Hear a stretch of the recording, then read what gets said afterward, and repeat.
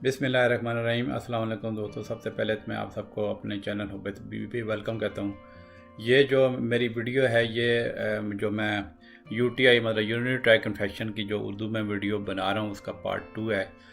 तो ये इसमें जो है ना मैंने जो पिछली वीडियो में जो यूटीआई के एक ओवरव्यू मतलब एक तरह का इंट्रोडक्शन दिया था और फिर जो है ना उसमें मैंने इसका बताया था कि इसकी क्या जो है ना टाइप्स कितनी होती हैं, ठीक है। और फिर मैंने जो है ना यूटीआई की कॉजेज़ मतलब किस वजह से यूटीआई होता है उसकी बताई थी। फिर उसमें मैंने जो है रिस्क फैक्टर बताए थे कि मतलब फीमेल्स को जो है ना ये क्यों ज़्यादा होता है। फिर इसके बाद जो है ना मैंने जो पार्ट 1 जो है जो यूटीआई का जो, क्योंकि उर्दू की वीडियो थोड़ा समझाना ज़रा मुश्किल होता है। इंग्लिश में तो ये है कि वो पार्ट्स मेरे पास लिखे होते हैं तो मैं फटाफट बोल देता हूँ। तो उर्दू चूँकि ज़ाहिर है ये काफ़ी मुल्कों में, पाकिस्तान में जैसे वो बोली जाती है या और बहुत कंट्री में जो है ना बोली जाती है, तो मैं इस चैनल पे दोनों वीडियो मतलब ये मेरा चैनल बेसिकली बाइलिंगुअल चैनल है, मतलब उर्दू में भी जो है वीडियो लगाता हूँ, फिर अगले दिन जो है मतलब जो है उसका इंग्लिश में उसका वर्जन लगाता हूँ, ठीक है। क्योंकि ज़ाहिर मैं तो ओवरसीज़ यहाँ पे बाहर होता हूँ इंग्लिश कंट्री में। अच्छा, तो जो मैं पहले पार्ट की तो अभी दोबारा डिस्कशन नहीं करूँगा क्योंकि वो वीडियो बहुत लंबी हो जाएगी। तो पहले पार्ट अगर मैं यही कहूँगा कि उसमें जो मैंने रिस्क फैक्टर कॉम्प्लिकेशन और उसकी यूरिनरी ट्रैक इन्फेक्शन की सिम्टम बताई थी तो वो बहुत इंपॉर्टेंट है। तो वो अगर पहला पार्ट इसका आपने अभी तक नहीं देखा तो वो आप काइंडली देख लें। तो फिर वो पहला पार्ट देख लें, उसके बाद फिर जो है ना अभी मैं इसका जो सेकंड पार्ट में आज इंशाल्लाह मैं इसकी जो ना डिस्कस करूँगा कि इसको प्रिवेंट कैसे करते हैं और इसको डायग्नोज और ट्रीट कैसे करते हैं। तो चलें वीडियो स्टार्ट करते हैं। तो पहले जो है ना प्रिवेंशन पे आ जाते हैं, मतलब वो कहते हैं ना कि परहेज इलाज से बेहतर है। तो ये बड़े इंपॉर्टेंट पॉइंट्स हैं क्योंकि ये यूरिनरी ट्रैक इन्फेक्शन के जो है ना बहुत सारे पेशेंट्स हमारे पास आते हैं, ठीक है। तो इसमें ये होता है कि पहली प्रिवेंशन जो है मतलब जो सबसे वो मतलब कॉमनेस्ट हम बताते हैं कि जब यूरिनरी ट्रैक इन्फेक्शन का चांस हो, रिस्क ज़्यादा हो, तो हम जो है वैसे भी खैर ओवरऑल पानी वो कहते हैं कि हम कहते हैं कि पानी आप मतलब ज़्यादा पिएँ, ठीक है। लिक्विड्स और भी पी सकते हैं, जूसेस वगैरह भी पी सकते हैं, लेकिन पानी ख़ास तौर पे हम ज़्यादा रिकमेंड करते हैं।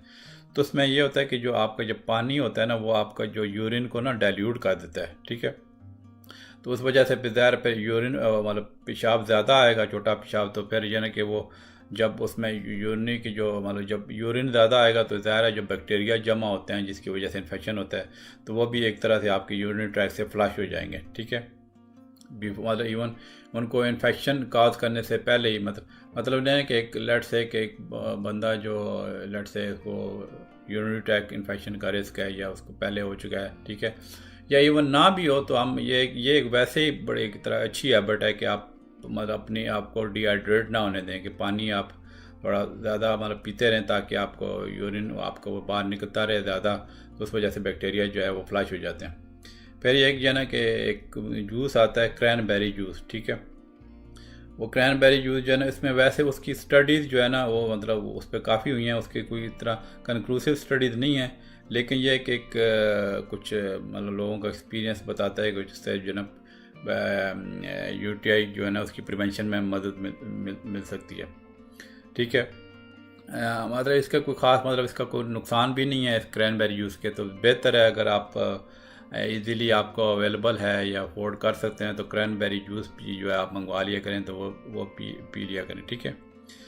तो ये भी एक मतलब एक तरह के लिए इसके लिए अच्छा है। भाई यहाँ जो कि गोरे मुल्क है उसमें तो ज़्यादातर जो है वो यूज़ करते हैं टॉयलेट रोल वगैरह। तो उनको फिर हम ये कहते हैं कि आप जो है ना ख़ास ख़वातीन को कि अब जब वो वाइप वो करें, ठीक है, तो उसमें फ्रंट से बैक करें, मतलब बैक से फ्रंट ना लेके आएँ, क्योंकि जो है ना उसमें फिर बैक से वो लेके आएंगी आगे तो वो इनर रीजन से बैक्टीरिया का ज़्यादा चांस है ख़ास तौर पे ख़वातीन में, क्योंकि ज़रा वो यूरिथ्रा शॉर्ट होता है तो फिर इनका उसमें डिस्टेंस भी कम होता है, मतलब उनका यूरिथ्रा का जो ब्लैडर में ओपनिंग है। तो वो जो ना हम उनको कहते हैं जो जब आप टॉयलेट यूज़ करें तो जो ना आप जो टॉयलेट रोल जो ना फ्रंट से बैक की तरफ ऐसे वो उसमें मतलब जो है ना उसको इस्तेमाल करें। लेकिन यह कि वैसे जो है ना पानी का जो मतलब हमारे यहाँ जो स्तंजा करते हैं लोग जो है ना ज़्यादातर हमारे मुस्लिम कंट्रीज़ में, तो वो बहुत अच्छा है। उसमें ये कि मैं तो ये रिकमेंड करता हूँ कि कुछ लोग तो जो है ना ऐसे ही नॉर्मल जब भी वो यूरिन पास करने के लिए या पकाने के लिए जाते हैं, वो इस्तिंजा वगैरह भी सही तरह नहीं करते या सिर्फ पानी से ही कर लेते हैं। तो बेहतर यही होता है कि आप जो है ना इस्तिंजा भी सही प्रॉपर करें और मतलब वो साबुन से करें, ठीक है, ताकि आपको और चांस जो है ना इन्फेक्शन का मिनिमाइज़ हो जाए, ठीक है।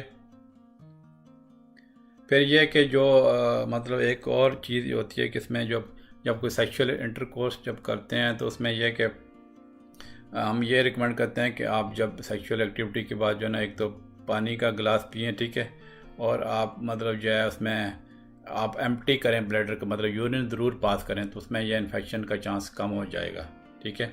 मतलब सेक्सुअल एक्टिविटी करने के बाद आप यूरिन ज़रूर पास करें, ख़वातीन जो है ना ख़ास तौर पे, तो वो जो है उनका जो चांस जो है ना वो यूटीआई का कम हो जाएगा।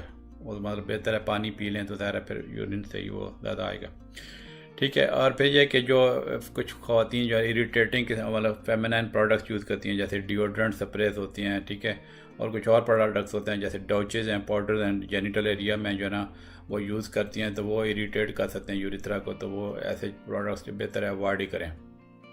फिर जो बर्थ कंट्रोल मेथड का कुछ ख़वातीन डायाफ्राम यूज़ करती हैं, ठीक है, या मतलब जो है अनलुब्रिकेटेड या स्पर्मिसाइड जो आती हैं, जो मतलब स्पर्मिसाइड ट्रीटेड जो कॉन्डम होते हैं, ठीक है, वो ज़्यादा मतलब उनकी वजह से भी इन्फेक्शन हो सकता है, ठीक है। मतलब उनका हम ये रिकमेंड करते हैं कि आप अपने बर्थ कंट्रोल का मेथड जो है ना वो बेहतर है चेंज कर लें। तो ये तो मैंने जो है ना इसकी प्रिवेंशन बता दी, ठीक है। अब आ जाते हैं कि ना इसको यूटीआई की जब हमारे पास पेशेंट आते हैं तो कैसे हम उनको डायग्नोज मतलब तशखीस कैसे करते हैं। तो इसके जो डायग्नोज जब हम करते हैं, जब पेशेंट हमारे पास आते हैं तो इसका ज़्यादा पहले तो हम उसका प्रॉपर हिस्ट्री लेते हैं, एग्जामिनेशन वगैरह। उसके बाद आमतौर पे जो इसका जो यूरिन का जो रूटीन एग्जामिनेशन है, यूरिन आरई जो टेस्ट करते हैं, वो काफ़ी कॉमन है, तो वो हम ले लेते हैं। उसमें यह है कि जब यूरिन के जो वो लैब में जो चेक करते हैं तो उसमें यह होता है कि उसमें वाइट ब्लड सेल आ जाते हैं इन्फेक्शन का, मतलब उसमें वो शो करते हैं कि WBCs आ रहे हैं, या रेड ब्लड सेल भी आ जाते हैं, गलत से यूरिन में कोई ब्लड आ रहा है, बैक्टीरिया भी आ सकते हैं, ठीक है। तो फिर यह कि हम पेशेंट्स को इंस्ट्रक्ट करते हैं कि आपकी जो यूरिन सैंपल में कंटेमिनेशन नहीं होनी चाहिए। मतलब आपको हम एक तरह का इंस्ट्रक्ट पहले देते हैं कि आप जो ना अपने जो जेनिटल एरिया जो है ना वो उसको किसी एंटीसेप्टिक पैड से जो ना वो जो है ना वाइप कर लें, ताकि जो ना उसका जो मतलब यूरिन का जो मिड स्ट्रीम स्पेसिमेन जो हम वो कलेक्ट करते हैं, मतलब जो लैब वाले, तो ताकि उसमें जो कंटेमिनेशन ना हो, मतलब ये ना कि आपके जो उधर इनर रीजन से वो आगे बैक्टीरिया ना आ जाए, ठीक है। तो ये मतलब जो है ना उनका हम जो बेसिकली जो लैब वाले अगर इंस्ट्रक्ट करते हैं, ठीक है। फिर यह कि कभी कभी ये भी होता है कि जब यूरिन ट्रैक मतलब अगर थोड़ा इन्फेक्शन ज़्यादा का रिस्क हो, ठीक है, तो हम यूरिन आरई के साथ रूटीन के मतलब यूरिन आरई टेस्ट के बाद हम जो है ना उसको कभी कभी यूरिन कल्चर भी करवा लेते हैं। तो उसमें ये होता है कि ये पता चलता है कि कौन से बैक्टीरिया जो है ना वो यूटीआई कॉज कर रहे होते हैं। तो उस कल्चर और सेंसिटिविटी जो टेस्ट होता है ना उसमें फिर ये होता है कि फिर हमें मेडिकेशन जो उनका जो यूरिनरी ट्रैक इन्फेक्शन को देने के लिए वो आसान हो जाती है, क्योंकि ज़ाहिर है जो कल्चर पता चल जाता है कि कौन सा बैक्टीरिया है, तो उसके मुताबिक फिर वो एंटीबायोटिक हम देते हैं, ठीक है। फिर ये कि लेट से कि एक बंदे को ज़्यादा बार बार इन्फेक्शन होते हैं, ठीक है, तो उसका फिर ये है कि हम चेक करते हैं कि कोई यूरिनरी ट्रैक में कोई अब नॉर्मलिटी तो नहीं है। तो उनका मतलब एक बंदा हमारे पास बार बार अगर उसको यूटीआई की हिस्ट्री है तो उसको हम और टेस्ट करवा सकते हैं, जैसे अल्ट्रासाउंड हो गया, CT स्कैन या MRI टेस्ट करवा सकते हैं, ठीक है। कंट्रास्ट डाई भी उसमें एडजस्ट करते हैं ताकि जो ना आपकी यूरिन ट्रैक की जो स्ट्रक्चर हाईलाइट हो जाए, तो ये जो ना मतलब ये टेस्ट करवा सकते हैं। कभी कभी फिर यह कि अगर रिकरेंट हिस्ट्री हो यूटीआई की तो फिर एक और टेस्ट होता है जिसमें उसको हम कहते हैं सिस्टोस्कोपी, ठीक है। वो एक लॉन्ग थिन ट्यूब होती है जिसके साथ वो लेंस लगा होता है, सिस्टोस्कोप, ठीक है, उसको सिस्टोस्कोप कहते हैं। तो उससे ये होता है कि आपका जो यूरिथ्रा और जो ब्लैडर उसकी एक तरह की अंदर से वो उसका वो मतलब हम देख सकते हैं, ठीक है। मतलब वो यूरिथ्रा में इंसर्ट की जाती है सिस्टोस्कोप, तो जो ना वो फिर ब्लैडर तक पास हो जाती है, तो उससे हम जो ना यूरिथ्रा मतलब उसका इनसाइड ऑफ ब्लैडर उसको देख सकते हैं, ठीक है। तो ये तो हो गया इसका जो डायग्नोज करना। अब मैं आपको इसकी ट्रीटमेंट बता देता हूँ, ठीक है, कि कैसे ट्रीटमेंट उसकी करते हैं। तो इसकी ट्रीटमेंट में तो आमतौर पर ज़ाहिर है एंटीबायोटिक्स जो होती हैं, ज़ाहिर है बैक्टीरियल इन्फेक्शन है तो एंटीबायोटिक फर्स्ट लाइन ट्रीटमेंट है, ठीक है। तो वो फिर डिपेंड करता है कि आपको मामूली मतलब सिंपल सा इन्फेक्शन है या ज़्यादा इन्फेक्शन है, तो उस हिसाब से फिर हम जो है ना एंटीबायोटिक प्रिस्क्राइब करते हैं। मतलब फिर ये भी हम देखते हैं कि बंदे को रिकरेंट मतलब बार बार इन्फेक्शन हो रहे हैं या पहली दफ़ा इन्फेक्शन होता है हो रहा है, वो मतलब पहली दफ़ा इन्फेक्शन के साथ पेशेंट प्रेजेंट हुआ है। तो अगर तो सिंपल इन्फेक्शन हो तो उसमें जो कॉमनली जो रिकमेंडेड जो यूटीआई के लिए जो एंटीबायोटिक्स आती हैं उसमें जो ट्राईमेथोप्रिन सल्फामेथोक्साजोल जो है ना उसका कम्बिनेशन आता है, ये जो मतलब जो है ना बैक्ट्रियम के नाम से या सेप्ट्रॉन के नाम से आती है। तो ये जो है ना जो सिंपल मतलब जो मतलब इतने ज़्यादा सीरियस नहीं होते, सिंपल यूटीआई की मैं बात करूँ उसमें हम दे सकते हैं।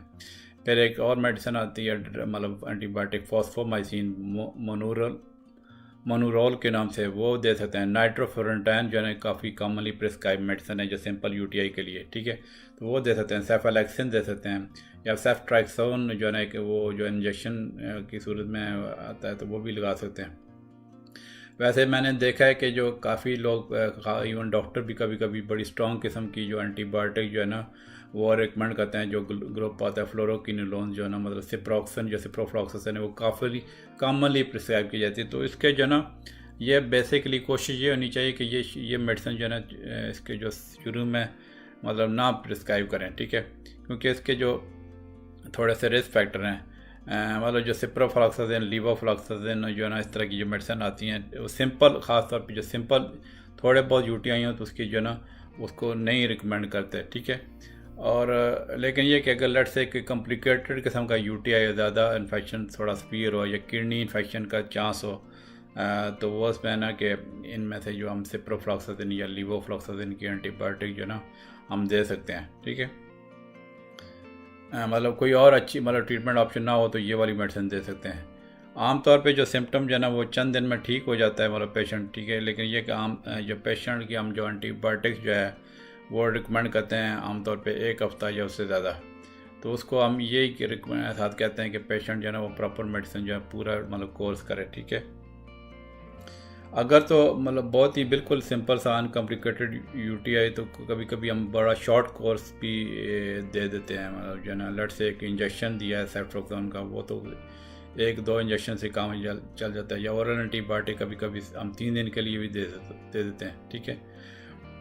मतलब ये डिपेंड करता है कि आपका इन्फेक्शन जो है बहुत ही मामूली है और मेडिकल हिस्ट्री आपके पास इतनी कुछ ज़्यादा सीरियस नहीं है, तो उस सूरत में हम 1 से 3 दिन तक भी एंटीबायोटिक दे सकते हैं। फिर ये कभी कभी फिर साथ हम पेन किलर कोई मेडिसिन दे सकते हैं, ब्रोफेन वगैरह, ताकि अगर उसका यूरिन मतलब पेन हो रहा तो वो ठीक हो जाए। तो लेकिन ये है कि आमतौर पे एंटीबायोटिक स्टार्ट करने साथ ही आमतौर पे पेन भी जो ना वो लोगों का ठीक हो जाता है। तो ये तो होगी ना जो मतलब इन्फेक्शन जो है ना एक आध बार की जो हिस्ट्री के साथ जो पेशेंट आते हैं। अब मैं आपको ट्रीटमेंट बताता हूँ कि जिनको बार बार मतलब फ्रीक्वेंट इन्फेक्शन यूटीआई की हिस्ट्री होती है तो उसमें कुछ हम ट्रीटमेंट रिकमेंडेशन मतलब पेशेंट को बताते हैं कि ये आप कर सकते हैं।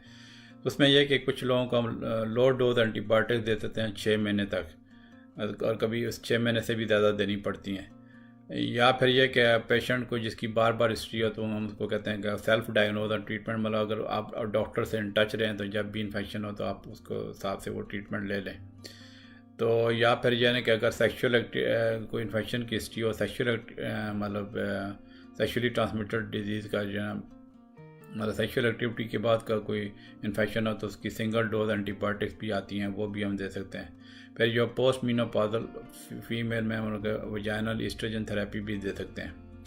तो ये मतलब जो फ्रीक्वेंट इन्फेक्शंस की मैं ट्रीटमेंट में बता रहा हूँ। लेकिन ये कभी कभी बहुत सीवियर किस्म के इन्फेक्शन भी आ जाते हैं जो उनको हॉस्पिटल में एडमिट करना पड़ता है, तो उनको जो है हम इंट्रावीनस मतलब इंजेक्शन के मतलब जो देते हैं एंटीबायोटिक्स के इंजेक्शन लगाते हैं। तो वो फिर ज़ाहिर चंद दिन उनको पेशेंट को ना हॉस्पिटल में एडमिट रहना पड़ सकता है अगर खुदा न खास्ता सीवियर किस्म का यूटीआई हो तो। अब मैं थोड़ा सा इसका जो है मतलब ये तो मैंने ट्रीटमेंट बता दी मतलब सिंपल की, कॉम्प्लिकेटेड की और रिकरेंट यूटीआई की। अब मैं इसकी जो है कुछ लाइफस्टाइल एंड होम रेमेडीज़ बताता हूँ, ये भी आप ध्यान से सुन लें। तो चूँकि यूरिनरी ट्रैक इन्फेक्शन उनके साथ पेन भी हो सकता है, तो उसमें कुछ स्टेप्स आप ले सकते हैं कि आपका पेन हो जो डिस्कम्फर्ट जो है ना आप ना हो मतलब एंटीबायोटिक जब हम दे रहे होते हैं तो उसके साथ साथ तो हम ये भी इंस्ट्रक्शन करते हैं कि एक तो ज़रा मैंने पहले भी बताया था कि आप पानी ज़्यादा पिएँ, तो मतलब इन्फेक्शन हो जाए तो फिर भी मतलब एक तो वैसे पानी का ज़्यादा थोड़ा पीना रिकमेंड हम करते हैं, तो अगर इन्फेक्शन हो जाए तो फिर तो और ज़्यादा वो पीना चाहिए, तो क्योंकि वाटर जो होता है ना वो डाइल्यूट कर देता है आपके यूरिन का, तो उसमें ज़्यादा यूरिन बाहर निकलेगा तो बैक्टीरिया भी फ्लश आउट हो जाएंगे बाहर, मतलब ज़्यादा निकलेंगे। तो फिर यह है कि उसके अलावा जो ड्रिंक्स हैं जो आपके ब्लडर मसाने को इरीटेट कर सकते हैं, जैसे कॉफ़ी है या अल्कोहल है, ठीक है, या फिर सॉफ्ट ड्रिंक्स होते हैं जिसमें सिट्रस जूस होता है या फिर जिनमें कैफ़ीन होता है, तो वो हम कहते हैं कि वो उस तरह के जो है ना वो आपके चूँकि ब्लडर को इरीटेट कर सकते हैं, तो वो आप अवॉइड करें, क्योंकि वो फिर इस तरह के अगर आप ड्रिंक्स लेंगे एक तो आपको ब्लडर को इरीटेट करेंगे, तो फिर यानी कि आपको जो अर्ज हो रही होती है यूरिन की, जैसे मैंने शुरू में पहली वीडियो में बताया, तो सिम्टम मतलब अर्ज एक यूरिन की ज़्यादा होती है, तो वो भी ज़्यादा बढ़ सकती है अगर आप कैफिनेटेड ड्रिंक्स या सिट्रस जूसेस वाले ड्रिंक्स ज़्यादा लेना शुरू कर दें, तो इस तरह के ड्रिंक्स परहेज ही करें तो बेहतर है। फिर यह कि जो एक हीटिंग पैड आता है, अगर आप मतलब थोड़ा वार्म कर लें, बहुत ज़्यादा हॉट ना करें, वो अगर आप अपने पेट पे रख लें तो उसका जो ब्लडर जो है ना प्रेशर पे मिनिमाइज हो जाएगा, मतलब उसका ब्लडर का जो डिसकम्फर्ट जो है ना वो उसको मतलब रिलीफ हो सकता है।